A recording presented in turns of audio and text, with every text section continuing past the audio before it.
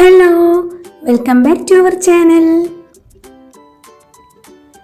ഇത് കാണുമ്പോൾ നിങ്ങൾക്ക് മീൻ പൊരിച്ചതാണെന്ന് തോന്നുന്നുണ്ടാവില്ലേ? എങ്കിൽ ഇത് മീൻ പൊരിച്ചതല്ല കേട്ടോ, ഇത് വാഴയ്ക്ക ഫ്രൈ ആണ്.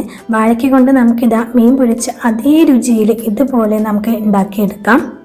അപ്പോൾ ഈ ഒരു രീതിക്ക് വാഴയ്ക്ക ഫ്രൈ എങ്ങനെ ഉണ്ടാക്കാം എന്ന് നോക്കാം കേട്ടോ. അതിനായി ആദ്യം തന്നെ ഒരു വാഴയ്ക്ക എടുത്ത് തൊലിയൊക്കെ കളഞ്ഞ് ഇതുപോലെ ചെരിച്ച് നമ്മൾ കട്ട് ചെയ്തെടുക്കണം. എങ്കിൽ മാത്രമാണ് അത് മീൻ കഷ്ണങ്ങൾ പോലെ തോന്നിക്കുള്ളൂ കേട്ടോ. ഇനി ഈ കട്ട് ചെയ്ത കഷ്ണങ്ങളെല്ലാം ജസ്റ്റ് ഒന്ന് വേവിച്ചെടുക്കണേ. ജസ്റ്റ് ഒന്ന് തിളപ്പിച്ചാൽ മതി കേട്ടോ, വല്ലാതെ അധികം തന്നെ വേവിക്കേണ്ട ആവശ്യമില്ല. ഇതുപോലെ ഒന്ന് പാത്രത്തിലിട്ടിട്ട് വെള്ളമൊഴിച്ച് തിളപ്പിച്ച് വേവിച്ചെടുക്കാം കേട്ടോ. ഇനി നമുക്കിതിലേക്ക് ഒരു മസാല ആവശ്യമുണ്ട്. അതിനായിട്ട് ഒരു ബൗൾ എടുക്കാം. അതിലേക്ക് 1.5 ടീസ്പൂൺ മുളക് പൊടി ചേർത്ത് കൊടുക്കാം. ഇനി ഒരു 1/2 ടീസ്പൂൺ മഞ്ഞൾപ്പൊടി ചേർത്ത് കൊടുക്കാം. ഇനി ഇതിലേക്ക് 1/2 ടീസ്പൂൺ കുരുമുളക് പൊടിയും 1/2 ടീസ്പൂൺ ഗരം മസാല പൊടിയും ചേർത്ത് കൊടുക്കാം.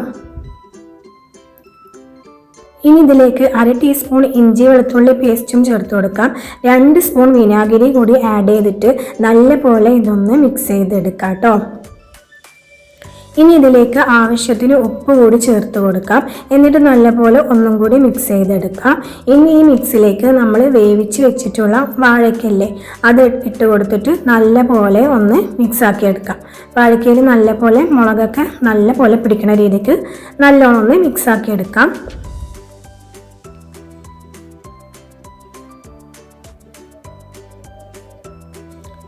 ഈ ഒരു രീതിക്ക് ഞാനിവിടെ മിക്സ് ചെയ്തെടുത്തിട്ടുണ്ട്. ഇനി നമുക്കിത് ഫ്രൈ ചെയ്യാൻ തുടങ്ങാം കേട്ടോ. അതിനായി ഒരു പാൻ വെച്ച് കൊടുക്കാം. ഇനി അതിലേക്ക് ആവശ്യത്തിന് ഓയിൽ ഒഴിച്ച് കൊടുക്കാം. എന്നിട്ട് നമ്മൾ ഈ മസാല തേച്ച് വെച്ചിട്ടുള്ള വാഴയ്ക്കയില്ലേ, അത് ഓരോന്നായിട്ട് ഇതിലേക്ക് വെച്ച് കൊടുക്കാം. വാഴയ്ക്ക കഴിക്കാൻ ഇഷ്ടമല്ലാത്തവരാണെങ്കിൽ കുട്ടികൾക്കൊക്കെ വാഴയ്ക്ക കൊടുത്താൽ, നമ്മൾ ഉപ്പേരിയൊക്കെ ഉണ്ടാക്കി കൊടുത്താൽ അവർക്ക് ഇഷ്ടാവില്ല അല്ലേ. അപ്പോൾ ഇതുപോലെയൊക്കെ ഒന്ന് ചെയ്ത് കൊടുത്താൽ അവർക്ക് ഇഷ്ടപ്പെടും കേട്ടോ. അപ്പോൾ ഇനി എല്ലാം തന്നെ നമുക്ക് ഇതുപോലെ എണ്ണയിൽ വെച്ച് കൊടുക്കാം. ഇനി നമുക്ക് ഒരു വശം വെന്ത് കഴിഞ്ഞാൽ ഒന്ന് തിരിച്ചിട്ട് കൊടുക്കാം കേട്ടോ. തിരിച്ചിട്ട് മറുവശവും നല്ല പോലെ ഒന്ന് ഫ്രൈ ചെയ്തെടുക്കാം.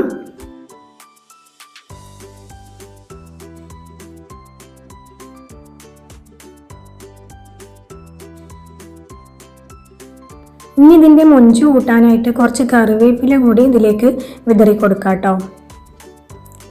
അപ്പോൾ വാഴയ്ക്ക ഫ്രൈ ഇവിടെ സെറ്റായിട്ടുണ്ട്. ഇനി ഇതിൻ്റെ കൂടെ കോമ്പിനേഷൻ എന്ന് പറയുന്നത് മോര് കറിയാണ് കേട്ടോ. അപ്പോൾ ഞാൻ ഇതിൽ മോര് കറി കൂടി ഉണ്ടാക്കുന്നത് കാണിക്കുന്നുണ്ട്. അറിയാത്തവർക്ക് വേണ്ടിയാണ്, ഒന്ന് പെട്ടെന്ന് കാണിച്ചു പോകാം കേട്ടോ. അപ്പോൾ അതെങ്ങനെ ഉണ്ടാക്കാൻ നോക്കാം. ഞാനിവിടെ കുമ്പളങ്ങ മോര് കറിയാണ് തയ്യാറാക്കുന്നത്. അപ്പോൾ അതിനായി കുമ്പളങ്ങ ഇങ്ങനെ കഷ്ണങ്ങളാക്കി ചട്ടിയിലിട്ടിട്ട് വെള്ളമൊഴിച്ച് വേവിക്കാൻ വെച്ചിട്ടുണ്ട്. ഇനി അതിലേക്ക് ഒരു അരപ്പ് വേണം. അതിനായി ഒരു മൂടി തേങ്ങ ചിരകിയത്, അതിലേക്ക് 3 ചെറിയുള്ളി, 2 പച്ചമുളക്, ഒരു 1/2 ടീസ്പൂൺ ചെറിയ ജീരകം, ഇനി ഇതിലേക്ക് 1 കപ്പ് തൈര്, ഇത്രയും കൂടി ചേർത്ത് കൊടുത്ത് നല്ല പേസ്റ്റായി ഇതൊന്ന് അരച്ചെടുക്കാം. ഇനി ഈ അരച്ചെടുത്ത മിശ്രിതം നമ്മൾ വേവിക്കാൻ വെച്ചിട്ടുള്ള ആ ഒരു കുമ്പളങ്ങയിലേക്ക് ചേർത്ത് കൊടുക്കാം കേട്ടോ. എന്നിട്ട് നല്ലപോലെ തന്നെ ഒന്ന് മിക്സ് ചെയ്തെടുക്കാം. ഇതിൽ മഞ്ഞൾപ്പൊടി കൂടി ചേർത്ത് കൊടുക്കണം കേട്ടോ. ഈ അരപ്പ് ഒഴിച്ച് കഴിഞ്ഞാൽ നമ്മുടെ മോര് കറി ഇവിടെ സെറ്റായിട്ടോ. ഇത്രയേ ഉള്ളൂ, വളരെ എളുപ്പമാണ് മോര് കറി ഉണ്ടാക്കാൻ. ഇതുപോലെ ഉണ്ടാക്കാത്തവരാണെങ്കിൽ ഒരു തവണ ഉണ്ടാക്കി നോക്കൂ. ഇനി ഇതിലേക്ക് ഒരു താളിപ്പ് കൂടി ആവശ്യമുണ്ട്.